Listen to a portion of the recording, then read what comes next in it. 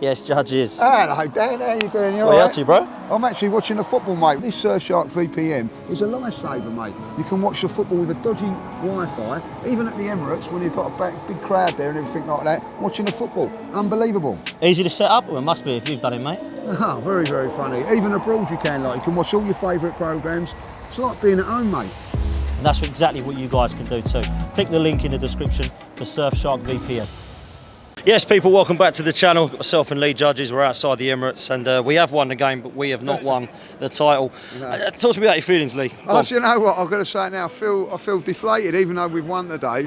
And I'm going to be really honest, I actually sort of made peace of it. Yeah. But I still, after today, I still feel very, very down. But listen, proud of the team, proud of the way we've gone about it. We took it to the wire against, you know, what we're playing against. And, yeah. Do you think it's because it's sunk in now? Is that why it is? Yeah, I think it was all. I suppose you have to say, you know, you can talk in the second life.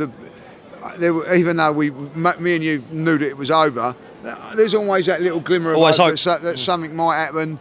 Something, you know. Listen, West Ham made it 2-1, and you know, it could have been different, but ultimately, like.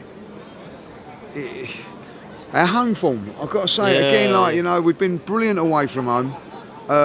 Never really in danger, but again today I felt we weren't quite solid enough, and we missed so many chances at home. It's unreal. Yeah, we did, man. I've got to say that I look at the team out there, and there are a lot of them that I am very proud of. I will say that.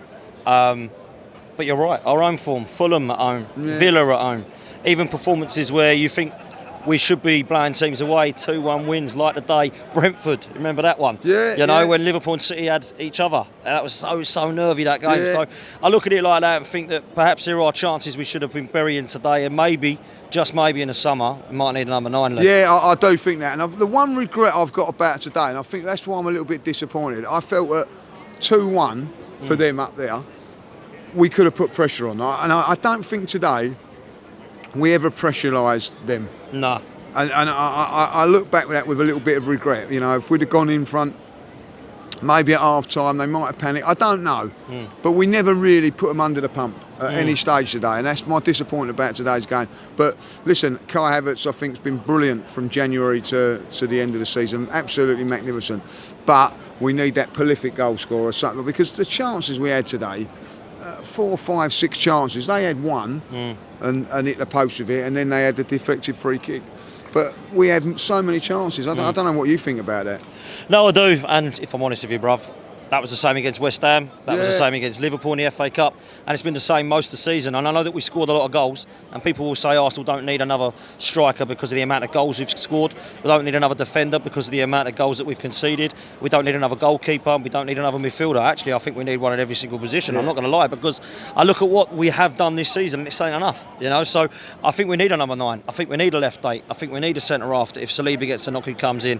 I'm still not sure. Albeit he's got the golden glove, I'm still not going to sit there and say that I put my house on David Raya winning us the league or a Champions League. I like him, I don't love him. I've got to be honest. Yeah. I've just got to be honest. And a lot of people will say that's really harsh, because look what he's done. He's changed the style of way we play. His attributes fit him perfectly. He's been better than Aaron Ramsdale. He's got a golden glove, but he has still cost us points, and he has still made mistakes. And I don't know that I can put my trust in David Raya. So I'm going to question the manager and the team to better it each side.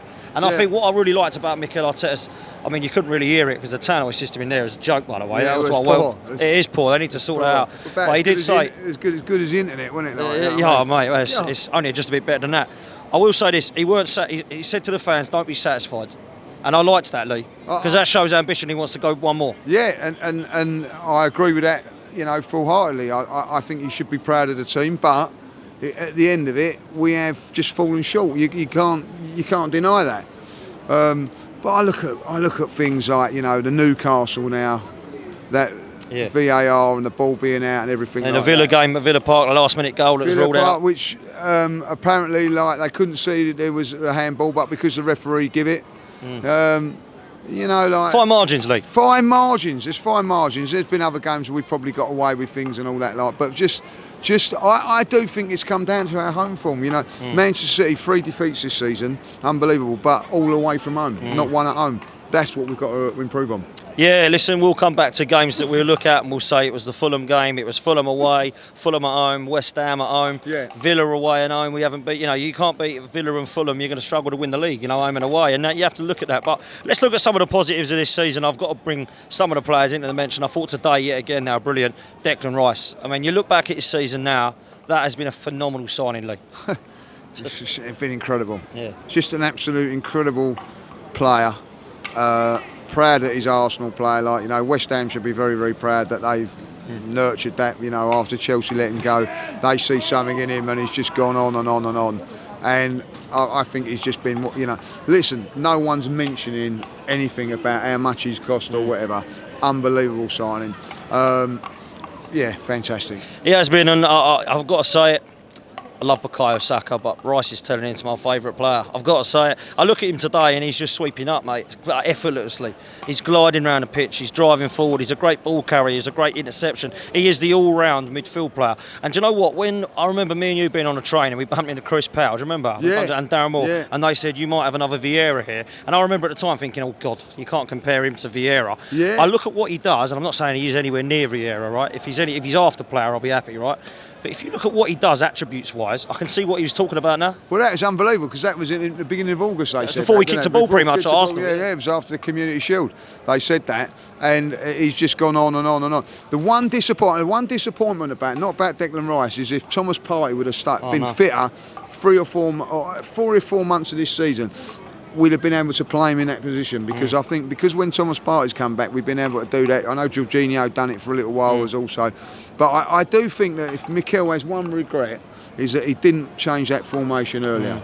I think he changed it when we was not in desperation, but it was like, right, we need to change something, in Dubai. That's what he went with. I just wish he'd have gone a little bit earlier with that, because that system, with Havertz up there and Declan doing what he's doing, has been unbelievable. And I think you're right. I think the one regret I'll have on top of that is that he changed it back again at Villa and at Bayern Munich. And that Bayern Munich and Villa game was really the downfall of the season, if I'm honest. Going out both those competitions, went out of Champions League. Really and truly, I remember standing with Robbie and yourself, all the guys, and I said, at home, I think we might mess this up against Villa. I think Man City won the league. Why is that? Because I think they're going to win every single game, and that's exactly what they did. So, listen, lastly, I know that injuries happening this season. Timber, I thought he looked really good when he come on. Really impressed with him. Very impressed when he come on, I've only seen him in one half, and we've seen him in 2 halves. One first half and one second half. That's so true. And he's done exceptionally well in both, and looked really sharp when he come on. So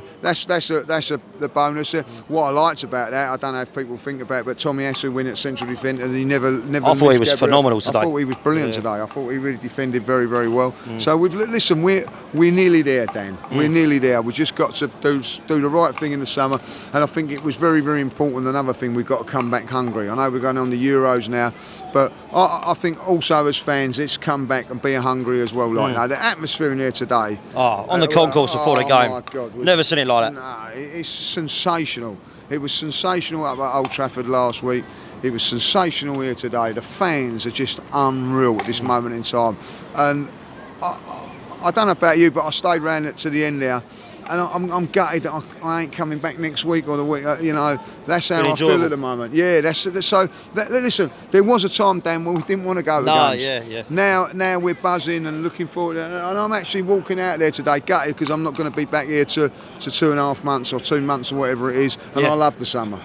Listen, I love the summer as well, and we'll bring on the Euros now. A couple of things I will mention. Smith Rowe coming on, looks sharp. Yeah, played well when he come on. And I think, if I'm honest, if there's one of Vieira or Smith Rowe we got to keep, it would be Smith Rowe for me. I must say that. However, it looks like they could be offers for him coming in, and maybe he will be one that looks to go on. You mentioned Tommy Asu. I thought he's very good today. I thought he was good everywhere he's played, and across the back four is a really good player. He's very versatile. Versatile. I brilliant squad player. In this sort of day and age, you need that. Big up to Martinelli and all today. I thought he was brilliant today. Really come in there.